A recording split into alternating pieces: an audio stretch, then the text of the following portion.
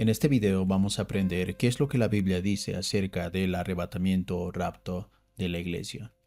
Para ello vamos a empezar leyendo 1 Tesalonicenses 4, 13 al 17. Dice: Tampoco queremos, hermanos, que ignoréis acerca de los que duermen, para que no os entristezcáis como los otros que no tienen esperanza. Porque si creemos que Jesús murió y resucitó, así también traerá Dios con Jesús a los que durmieron en él. Por lo cual os decimos esto en palabra del Señor, que nosotros que vivimos, que habremos quedado hasta la venida del Señor, no precederemos a los que durmieron. Porque el Señor mismo, con voz de mando, con voz de arcángel y con trompeta de Dios, descenderá del cielo, y los muertos en Cristo resucitarán primero.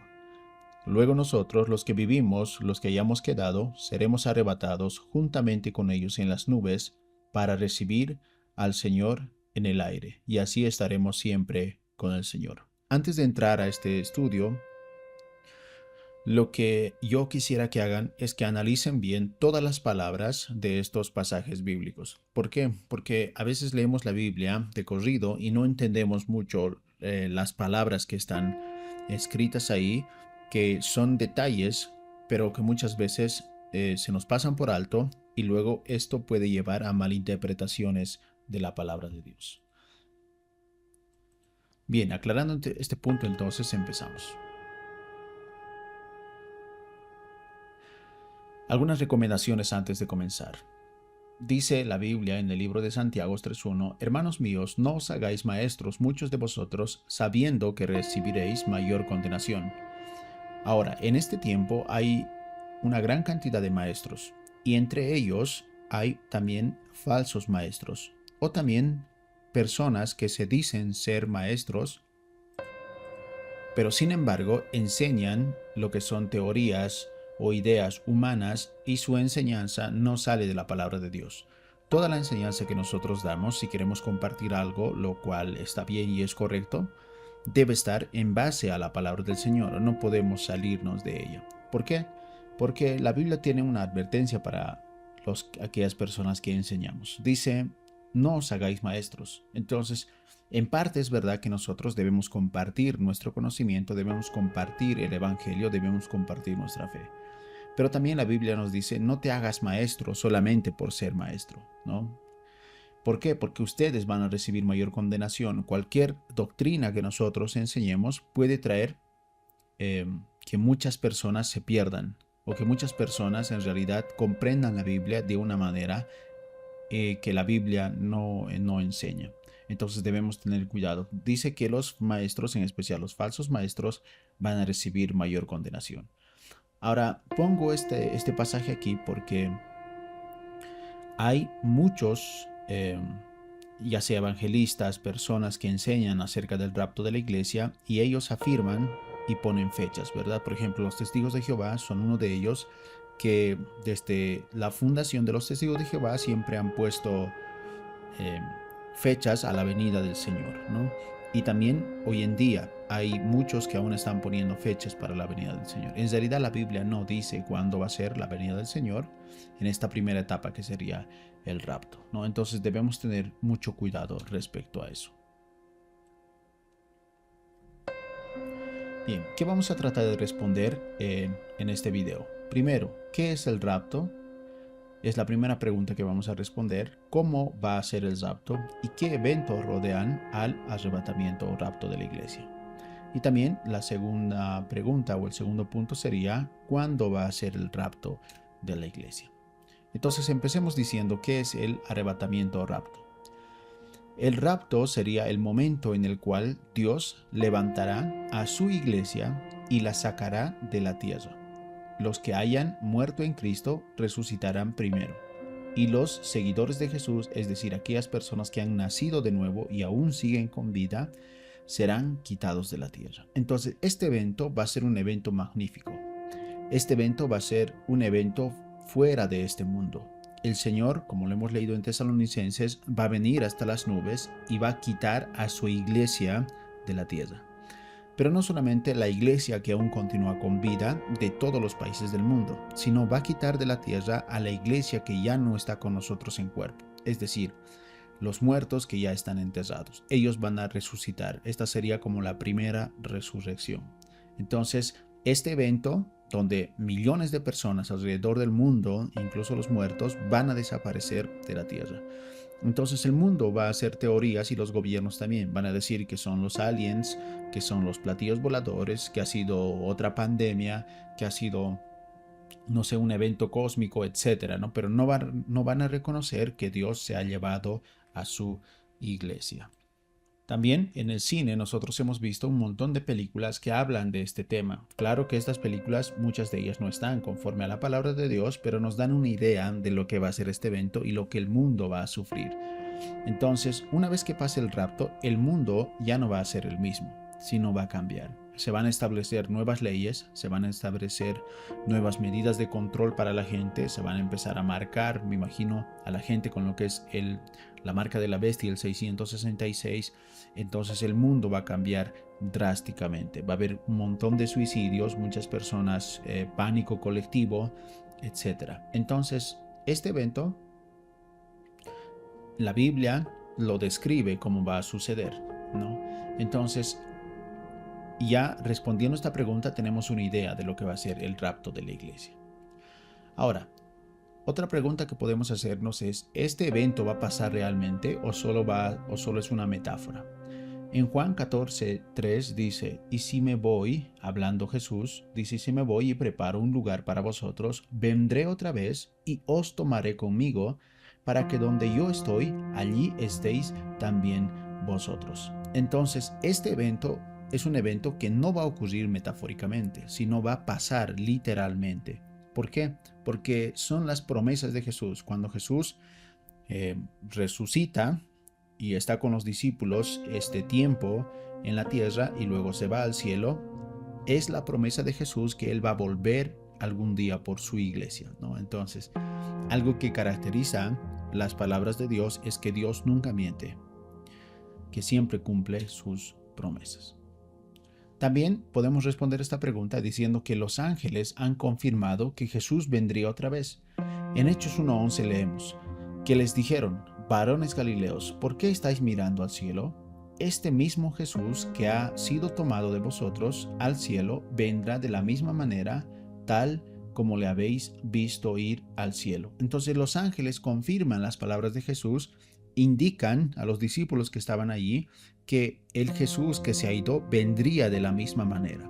La Biblia dice que una nube lo envolvió y desapareció. Entonces de la misma manera volverá el Señor Jesús. Jesús volverá en las nubes y la Biblia dice con voz de mando de arcángel y con trompeta de Dios. Eso está en 1 Tesalonicenses 4:16. El shofar se usaba en Israel para el inicio de las ceremonias o recordar las palabras de los profetas. Entonces para eso servía este instrumento que se llamaba shofar. Y la trompeta servía para convocar a reuniones y hacer mover campamentos. Entonces esto tiene mucho que ver con lo que es el rapto, porque dice que Jesús va a volver con voz de mando, de arcángel y con trompeta de Dios. Es decir, va a convocar a una reunión, a la reunión de su iglesia. Cuando el Señor venga y los cristianos que estén vivos escuchen esta trompeta de Dios, dos cosas van a ocurrir. La primera va a ser que los muertos van a resucitar. Aquellos hijos de Dios que han muerto depositando su fe en Jesús, aquellas personas que han sido salvas, pero que han fallecido, ellos van a resucitar. Eso dice en 1 Tesalonicenses 4:16 al 17.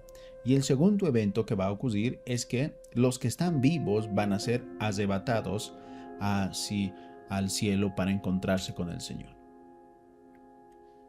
Ahora, este evento también va a desembocar en algo, que nuestro cuerpo va a ser transformado. ¿Por qué nuestro cuerpo va a ser transformado? En Romanos 7:24 dice, ¿quién me librará de este cuerpo de muerte? Aquí el apóstol Pablo indica que el cuerpo que nosotros tenemos es un cuerpo de muerte, es un cuerpo débil, un cuerpo de carne y hueso, un cuerpo que se enferma, es un cuerpo muy frágil. Entonces, para el viaje que nosotros vamos a hacer hacia las bodas del Cordero, necesitamos un cuerpo diferente, porque el cuerpo que nosotros tenemos no puede resistir lo que es la presión del espacio. Incluso los astronautas, para salir al espacio y hacer las caminatas espaciales, necesitan un traje espacial que cuesta millones de dólares. Entonces, este cuerpo va a ser transformado. Vamos a ser similar a los ángeles. Y este cuerpo va a poder viajar a grandes velocidades y así vamos a estar con el Señor en el cielo. También en 1 Corintios 15, 50-54 dice: carne y sangre no pueden heredar el reino de Dios. Al toque de la trompeta final seremos transformados. Entonces es una profecía, son las palabras del Señor que nos dicen que vamos a dejar este cuerpo terrenal. Y esto es un alivio para nosotros. Esto es algo que nos debe llevar a dar gracias a Dios. ¿Por qué? Porque muchos de los que quizás escuchamos este mensaje están enfermos. Muchos están llevando quizás alguna dolencia, otros a enfermedades que no tienen cura, pero al final la promesa de Dios es que todo esto, el sufrimiento que nosotros pasamos, no va a durar eternamente, sino que este sufrimiento va a ser temporal y nuestro cuerpo va a ser transformado. Entonces, démosle la gloria y la honra a nuestro Dios, que tuvo todo esto en mente para sus hijos.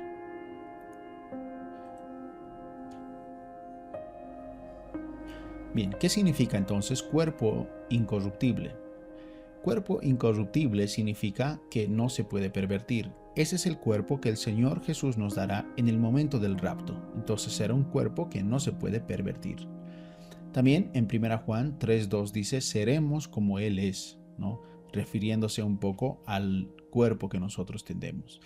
También la Biblia menciona que este cuerpo va a ser un cuerpo inmortal, es decir, no va a poder morir y va a perdurar para siempre. Este concepto de la eternidad es difícil comprender para nosotros porque somos personas temporales. La Biblia dice que nuestra vida es como la neblina, que un momento aparece y otro momento se desaparece. Así es nuestra vida. Pero sin embargo, en el rapto el Señor nos dará un cuerpo inmortal.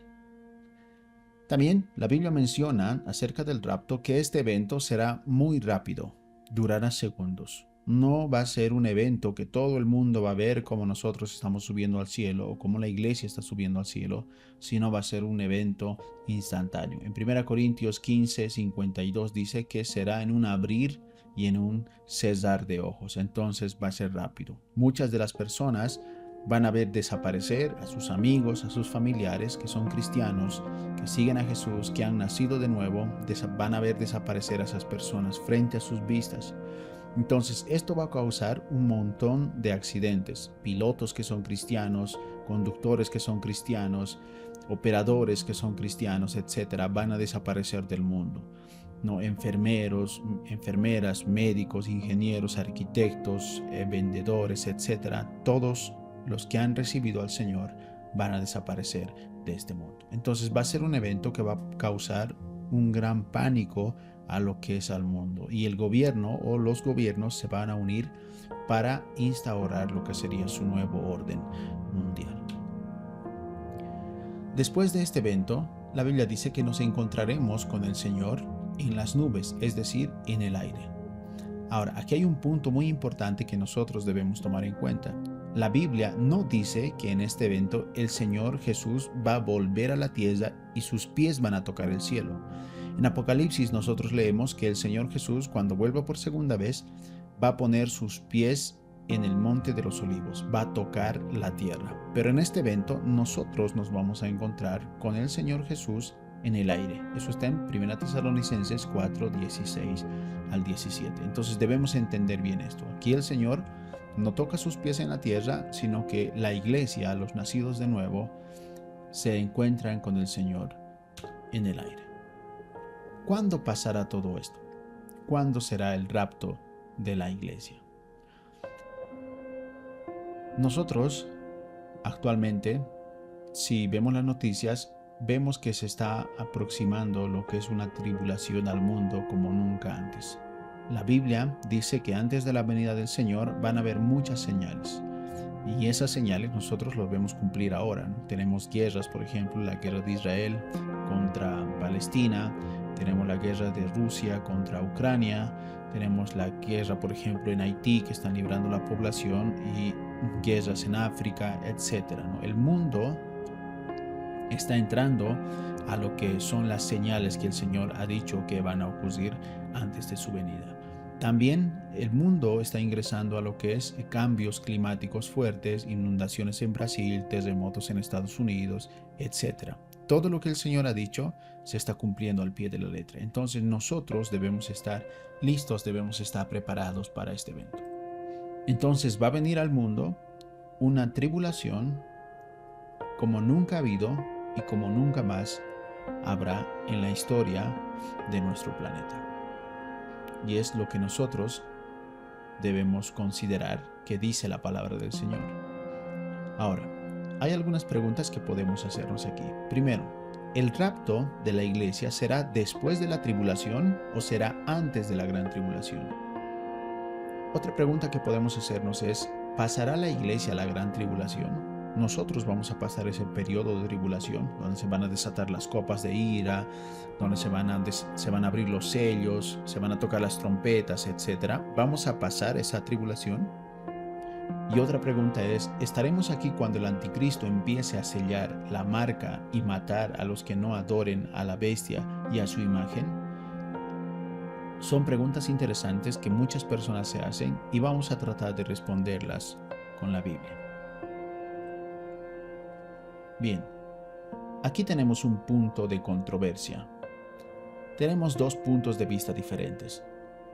Hay una gran parte de iglesias y de los cristianos que no se ponen de acuerdo en este punto. Muchos estudian la Biblia y dicen que la iglesia sí va a pasar la gran tribulación. La iglesia, desde su fundación, siempre ha pasado por tribulaciones. A los discípulos, recordemos que los han matado a todos excepto a Juan, y la iglesia primitiva moría, por ejemplo, en el Coliseo romano, devorado por los leones. A muchos los quemaban, los perseguían, los crucificaban, etc. La iglesia, y aún ahora, en este 2024, la iglesia está pasando no una gran tribulación, pero es una tribulación muy dolorosa a lo largo del mundo. Hay muchos cristianos que están siendo muertos, perseguidos. Ahora es cuando más se condena lo que es el evangelio, ya sea en las redes sociales, etcétera, ¿no? Se da más cabida, por ejemplo, a lo que son los puntos de vista de la nueva era, etcétera, pero se está censurando a todo lo que tenga que ver relacionado con la iglesia o con el cristianismo o con Jesús. Entonces, gran parte de los cristianos piensa que la tribulación va a ser, que el rapto va a ser después de la tribulación. Y gran parte de otros cristianos cree que la tribulación va a ser, que el rapto, va a ser antes de la tribulación, que el Señor nos va a llevar antes de que ocurran todas estas cosas. Y los otros dicen, debemos pasar la gran tribulación porque la iglesia siempre ha sufrido, nosotros somos iglesia y debemos sufrir de la misma manera. Y además ahí se va a ver realmente quiénes son los verdaderos hijos de Dios y quiénes no. Bien, ¿por qué se cree entonces que el rapto va a ser después de la tribulación? En Mateo 24, 29 dice lo siguiente: inmediatamente después de la tribulación de aquellos días, el sol se oscurecerá, la luna no dará su resplandor, y las estrellas caerán del cielo, y las potencias de los cielos serán conmovidas. Entonces aparecerá la señal del Hijo del Hombre en el cielo, y entonces lamentarán todas las tribus de la tierra, y verán al Hijo del Hombre viniendo en las nubes del cielo, con poder y gran gloria. Y enviará sus ángeles con voz de trompeta, y juntará a sus escogidos de los cuatro vientos, desde un extremo del cielo hasta el otro. Entonces, aquí hay algunos puntos claves. En Mateo 24 nos dice que esto, que parece ser el rapto, va a ser inmediatamente después de la tribulación. No va a ser antes de la tribulación, es lo que nos dice Mateo. El sol se va a oscurecer y ahí van a ver las naciones al Hijo del Hombre. Entonces aparecerá la señal del Hijo del Hombre, que sería Jesús, en el cielo. Entonces las naciones van a lamentar porque ellos obviamente han rechazado al Señor Jesús como su Señor y Salvador. Y la Biblia también dice en Mateo, y enviará sus ángeles con voz de trompeta y juntará a sus escogidos de los cuatro vientos. Ahora, este punto es interesante y lo tenemos que analizar muy bien. Yo lo he resaltado aquí para que nos quedemos con la idea. Dice, inmediatamente después de la tribulación, entonces va a aparecer la señal del Hijo del Hombre y enviar a sus ángeles con gran voz de trompeta y va a juntar a sus escogidos de los cuatro vientos. Son estas palabras que nosotros debemos tomar en cuenta, porque los vamos a analizar más adelante. Ahora, la Biblia también dice que seremos arrebatados a la trompeta final, y a la trompeta final es después de la gran tribulación. En 1 Corintios 15, 52 al 55 dice, en un momento, en un abrir y cerrar de ojos, a la final trompeta, porque se tocará la trompeta, y los muertos serán resucitados incorruptibles, y nosotros seremos transformados. Entonces, la trompeta final se toca después de la gran tribulación. Entonces, esos son los argumentos que las personas, los cristianos, usan para decir que la iglesia va a pasar por la gran tribulación y que el rapto va a ser después de la gran tribulación. Ahora, el pasaje que se usa para el rapto en Tesalonicenses, pero allí también dice que el rapto será después de la trompeta. En 1 Tesalonicenses 4:16 dice, porque el Señor mismo, con voz de mando, con voz de arcángel y con trompeta de Dios, descenderá del cielo y los muertos en Cristo resucitarán primero. Este punto es clave. Es cierto que la última trompeta se va a tocar al final de la tribulación, pero esta última trompeta será tocada por un ángel. Pero en cambio, en el rapto, la Biblia dice que Jesús vendrá con trompeta de Dios. Cuando los ángeles tocan la trompeta, esto en griego se traduce como salpizo. Cuando Jesús viene con trompeta de Dios, se usa como salpix X. Entonces, aquí la diferencia. Este pasaje se está refiriendo a la tribulación, evidentemente, pero no se está refiriendo al rapto de la iglesia.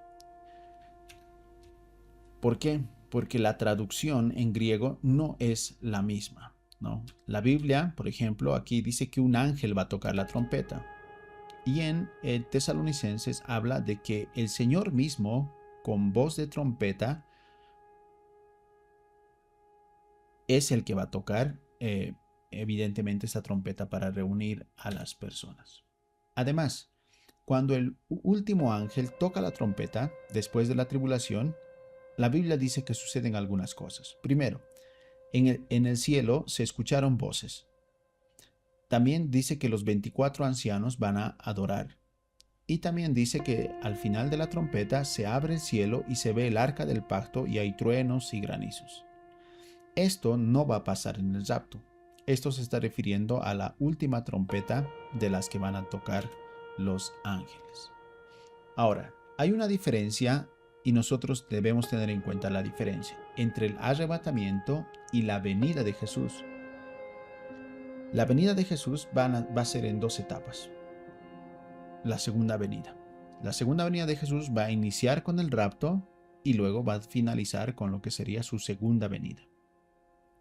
Esto, si nosotros lo trasladamos, por ejemplo, a la primera venida de Jesús, cuando el Señor Jesús vino como Mesías y el pueblo de Israel no lo recibió, ¿por qué no lo recibieron? Porque las profecías dicen que el Mesías debe venir a traer paz al mundo. El Mesías debe venir a liberar al pueblo de Israel de la esclavitud que estaban pasando. Pero sin embargo, Jesús no cumplió todo esto, porque Jesús dijo, no he venido a traer paz, vine a traer espada. Entonces la gente de ese tiempo pensaba que Jesús no cumplía las profecías, por eso no era el Mesías. Pero sin embargo, Jesús sí era el Mesías, sí es el Mesías. Entonces, no entendían los judíos de ese tiempo que la venida de Jesús, la primera venida, viene en dos etapas. Lo primero, su venida como el hijo de un carpintero y el hijo de María, como un humano más, un humano humilde que enseñó, que salvó al mundo de sus pecados. Pero en su segunda venida, el Señor ya no va a venir como un humano normal. Él va a venir como lo que es, como un rey, ¿no? Como el rey de este mundo. Va a venir a gobernar esta vez. Entonces los judíos no entendían esa división. Entonces nosotros debemos entender esa división. La segunda venida de Jesús se divide en dos secciones. La primera sería el rapto y la segunda parte sería la segunda venida. Ahora vamos a explicar Mateo, porque si nosotros volvemos a Mateo, Mateo al parecer indica que el rapto de la iglesia va a ser después de la tribulación, porque aquí dice después de la tribulación, ¿no? Entonces vamos a explicar un poco Mateo para que lo podamos entender. Para esto debemos hacer una división entre el plan de Dios para Israel y el plan de Dios para la iglesia. Es verdad que nosotros somos gentiles, no somos el pueblo de Israel. No seguimos muchas leyes que el pueblo de Israel tiene en el Antiguo Testamento. Por ejemplo, nosotros no, o la mayoría de nosotros, no respetamos lo que es el Sabbat, sino respetamos lo que es el día domingo, ¿no? El primer día de la semana, porque nosotros creemos que Jesús resucitó ese día. En cambio, los judíos, los israelitas, sí respetan lo que es el Sabbat. Nosotros, por ejemplo, no nos circuncidamos, aunque no le veo nada de malo en hacerlo. Sin embargo, Israel o los judíos están como obligados a circuncidarse en el 8º día de nacido, ¿no? Esto lo manda la Biblia en el Antiguo Testamento. Pero nosotros no estamos sujetos a la ley de los judíos. Hay muchas cosas que los judíos hacen y que nosotros obviamente no hacemos. Entonces aquí debemos hacer una clara división en el plan de Dios para Israel y el plan de Dios para la iglesia. Aunque el Señor contempla a estos, podemos decir, dos pueblos espirituales separados que serían Israel y la iglesia, ambos seríamos el pueblo de Dios, pero sin embargo el plan de Dios es diferente y esto lo podemos notar a lo largo de la Biblia. Por ejemplo, los apóstoles le mostraron el templo judío en el contexto de su pueblo. Cuando Jesús menciona, por ejemplo, estas palabras de Mateo 24, está hablando con sus discípulos. Obviamente ahí están en Jerusalén, están cerca del templo. Entonces los apóstoles le muestran el templo judío en el contexto de su pueblo, porque ellos esperaban que Jesús libere a Israel de los romanos. Entonces, ¿por qué es posible que los apóstoles no tendrían conocimiento de la iglesia? Porque en ese tiempo los discípulos que seguían a Jesús, la gran mayoría eran judíos, así como los apóstoles, ¿no? Entonces ellos estaban refiriéndose al pueblo de Israel. Sin embargo, ahí no se ha establecido la iglesia, o sea, no ha nacido la iglesia, porque nosotros podemos decir que la iglesia nace en Pentecostés, cuando el Espíritu Santo se derrama, pero sin embargo ahí los apóstoles no tenían conocimiento de la iglesia. Ellos estaban hablando de su pueblo, del pueblo escogido de Dios que es Israel. Entonces Mateo 24 se aplica a Israel, mas no a la iglesia. Como punto 2 podemos decir que Jesús dice los que estén en Judea. Entonces el Señor habla en estos pasajes en Mateo 24, dice los que estén en Judea. Judea es un conjunto de territorios que pertenece al pueblo de Israel. Entonces Jesús es específico en el lugar. Dice, los que estén en Judea, huyan a los montes. Los que estén en la azotea, no desciendan, dice, a tomar su capa. Esto está en Mateo 24, 18. Entonces Jesús está hablando en un contexto del pueblo de Israel. También otro punto que nos hace pensar que Mateo 24 habla al pueblo judío y no a la iglesia es que dice, oren para que no sea de día de reposo. Los judíos, por ejemplo, no podían caminar un poco más de 1 kilómetro en el Sabbat, ¿no? Entonces ellos, por ejemplo, no se guardan de hacer muchas cosas. No pueden, por ejemplo, trabajar en el día de reposo, pero sin embargo a la iglesia gentil le da igual trabajar sábado. No hay ningún problema para ellos. Entonces, es por eso que Jesús menciona, oren para que no sea el día de reposo, porque muchos judíos van a morir a causa de esto. Al tratar de escapar, no van a poder avanzar por no romper su ley, ¿no? Entonces, por eso dice que oren para que la gran tribulación no caiga en el día de reposo.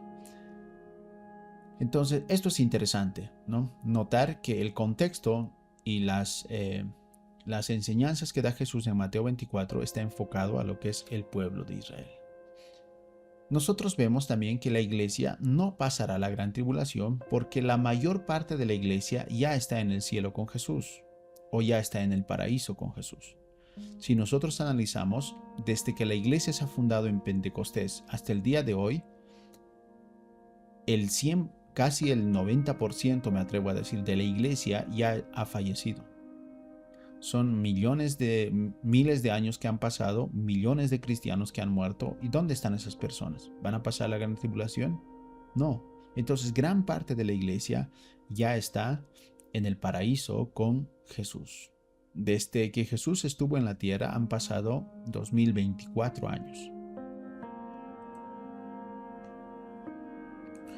Y esto es importante notarlo. Solo el 10% de la iglesia está presente ahora. Me atrevo a decir que el 10%, ¿no? En realidad no es un cálculo exacto, pero ustedes entienden la referencia. Entonces la iglesia, o gran parte de ella, no ha pasado la gran tribulación. Entonces por eso nosotros podemos atrevernos a afirmar que posiblemente, o más seguramente, la iglesia no pase lo que es la gran tribulación. La Biblia menciona y dice que seremos salvos de la ira. Apocalipsis 6:16 habla y dice: y decía a los montes y a las peñas, caed sobre nosotros, y escondednos de la presencia del que está sentado en el trono y de la ira del Cordero.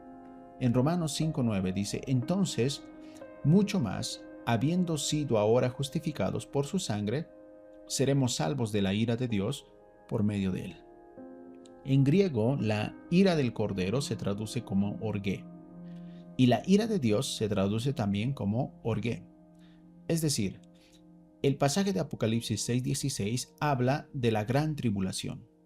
Entonces, la gente, como va a pasar la gran tribulación, ellos dicen se van a esconder en los montes, se van a esconder en las cuevas, y van a clamar, dice, a los montes, que caigan sobre ellos, para que les escondan de la presencia del que está sentado en el trono, que sería Jesús, y de la ira del Cordero. Entonces, en la tribulación, ellos van a suplicar morir para no pasar lo que es la ira del Cordero. Pero sin embargo, Romanos 5:9 nos dice que nosotros, los que han sido justificados, los que han sido transformados por la sangre de Jesús, seremos salvos de la ira de Dios, ya que el Señor Jesús pagó por nuestros pecados pasados, por nuestros pecados presentes y por nuestros pecados futuros. Toda la gloria, toda la honra sea a nuestro Señor Jesucristo. Israel tiene un papel en la gran tribulación. En Apocalipsis 12:1 nosotros podemos leer esto. Dice: apareció en el cielo una gran señal, una mujer vestida de sol. Subraya aquí lo que es la mujer vestida de sol, con la luna debajo de sus pies y sobre su cabeza una corona de 12 estrellas.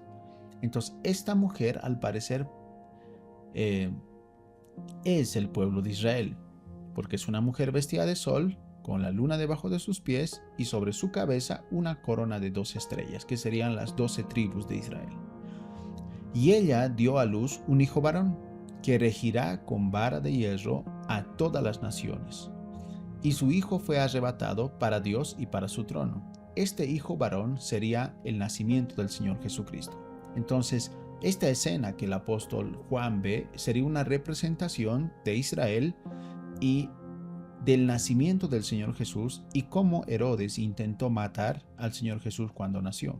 Pero sin embargo dice que el hijo varón regirá con vara de hierro a todas las naciones y su hijo fue arrebatado para Dios y para su trono. Entonces María y José escaparon de Herodes y se fueron para Egipto. Entonces fue arrebatado, ¿no?, de la muerte. Y también el mismo Señor Jesús fue al cielo después de cumplir el trabajo que tenía aquí. Entonces podemos decir que fue arrebatado para Dios y para su trono. Entonces la mujer vestida de sol sería el pueblo de Israel. Dice en el verso 6: y la mujer huyó al desierto, donde tiene lugar preparado por Dios. Entonces en el desierto, esta mujer, que sería Israel, tiene preparado un lugar por Dios, para que allí la sustenten por 1260 días, es decir, por 3.5 años, que sería la última semana de Daniel de los 7 años, ¿no? Sería la media semana de la última semana de Daniel, que va a durar 7 años, y durante los 3 años y medio va a iniciar lo que es la tribulación, y ahí el pueblo de Israel va a ser sustentado por 1260 días. Y se le dieron a la mujer las 2 alas de la gran águila, para que volase delante de la serpiente al desierto, a su lugar, donde es sustentada por un tiempo y tiempos y la mitad de un tiempo. Entonces Israel en la tribulación tiene un lugar preparado por Dios donde va a estar ese tiempo, es decir, 3 años y medio. Israel va a tener un lugar especial donde el Señor lo va a guardar. Y justamente este tiempo calza con el tiempo de la gran tribulación. Recordemos que desde que se firme el pacto hasta la venida del Señor Jesús van a pasar 7 años. En los 3 años y medio se va a cesar el sacrificio, y los 3 años y medio restantes va a iniciar lo que sería la gran tribulación. En ese tiempo Israel se va a dar cuenta que el anticristo no es su Mesías, y obviamente va a reconocer a Jesús como su Mesías. Entonces Israel va a ser guardado durante esos 3 años y medio en el desierto. Entonces el rapto que nosotros vemos sería programado o sería establecido para la iglesia, y me atrevo a decir para los israelitas que han aceptado al Señor Jesús como su Salvador, que son una mínima cantidad. Los 144,000 sellados predicarán en la gran tribulación, y los 2 testigos aparecerán. En Apocalipsis 14:4 menciona esto. Dice: estos son los que no se contaminaron con mujeres, pues son vírgenes. Entonces, en el tiempo de la gran tribulación, muchas personas van a ser salvas, porque los 144,000 van a salir a predicar. Aparte, los 2 testigos que van a venir a Israel van a predicar lo que es el evangelio de nuestro Señor Jesucristo. Muchas personas, por el testimonio de ellos, se van a salvar. Entonces, estas personas, los 144,000, tienen características específicas, ¿no? No pueden ser cualquier persona.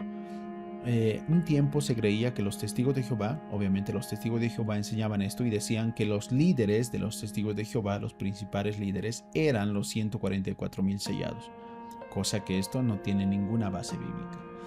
Entonces en Apocalipsis dice que los 144,000, primero, no se van a contaminar con mujeres, es decir, no van a estar casados y van a ser solteros. No se van a contaminar con lo que son las relaciones sexuales, por eso dice que son vírgenes. Estos son los que siguen al Cordero por donde quiera que va. Estos 144,000 van a reconocer y van a seguir al Cordero, es decir, van a reconocer al Señor Jesús como su Mesías. Dice: estos fueron redimidos de entre los hombres como primicias para Dios y para el Cordero. Entonces, estos 144,000 van a salir de Israel. Y la Biblia menciona, van a ser 12,000 de cada tribu de Israel. De las 12 tribus, sumando todo eso, serían 144,000 sellados que van a salir alrededor del mundo a predicar el Evangelio. Gloria sea a nuestro Dios.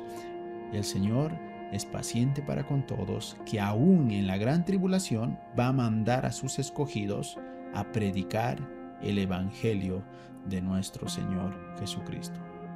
Y yo me pregunto, ¿para qué esperar a la gran tribulación para poner nuestra confianza en Jesús? ¿Para qué esperar hasta la gran tribulación para creer en el Señor como nuestro Salvador? Para dejar nuestra vida llena de pecado atrás. ¿Para qué esperar a la gran tribulación? Hoy mismo, esta noche, puedes inclinar tu rostro, puedes ponerte de rodillas y puedes entregar tu vida a Jesús. La Biblia dice: el que a mí viene, no le echo fuera. Jesús también dará oportunidad al mundo para que se arrepientan aún en la gran tribulación. El Señor, dice la palabra de Dios, no se tarda en cumplir su promesa, según algunos entienden la tardanza, sino que es paciente para con vosotros, no queriendo que nadie perezca, sino que todos vengan al arrepentimiento. Segunda Pedro 3:9.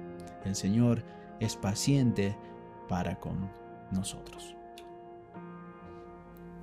Ahora, no debemos tenerle miedo a la tribulación. Con este video no quiero convencer a las personas que creen que la iglesia va a pasar la gran tribulación o la iglesia no va a pasar la gran tribulación. No quiero convencerles de esto, pero sin embargo, esta idea no es la que nos va a salvar o no. Nosotros creamos que la iglesia pase o no pase la gran tribulación no es relevante. Lo relevante es que nosotros pongamos nuestra fe en Jesús, que nosotros sirvamos al Señor Jesús, que nosotros entreguemos nuestra vida a Cristo. Eso es lo relevante.